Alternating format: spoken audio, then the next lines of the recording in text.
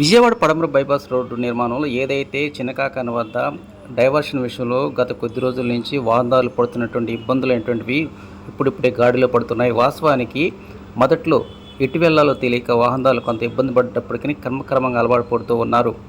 అయితే మరో కొద్ది రోజుల్లోనే దీనికి ప్రత్యామ్నాయంగా హైవే అధికారులు మరో మార్గాన్ని చూపడానికి మాత్రం ఏర్పాట్లు చేస్తూ ఉన్నారు. మరోవైపు అమరావతి రాజధానిలో ఎంతో కీలకమైనటువంటి ఈ విజయవాడ పడమర బైపాస్ రోడ్డు మీద నూతనంగా విద్యుత్ కాంతులతో వెలుగులు నింపారని చెప్పుకోవాలి. ఒకటి కాదు, రెండు కాదు, దాదాపు 1000 విద్యుత్ స్తంభాలు ఏర్పాటు చేశారు. గుంటూరు జిల్లా చినకాకాని దగ్గర నుంచి గొల్లపూడి వరకు ఏదైతే 17.8 కిలోమీటర్ల మేర ఈ రోడ్డుకి ఇరువైపులా చీకటి అనేటువంటి కనిపించకుండా లైట్లు ఏర్పాటు చేశారు. దీంతోనే వాహనదారు అనేటువంటి వాడు రహదారి మీద వెళ్తున్నప్పుడు మాత్రం ఎలాంటి ఇబ్బంది లేకుండా ప్రశాంతమైన వాతావరణంలో రాకపోకలు కొనసాగించుకోవచ్చు.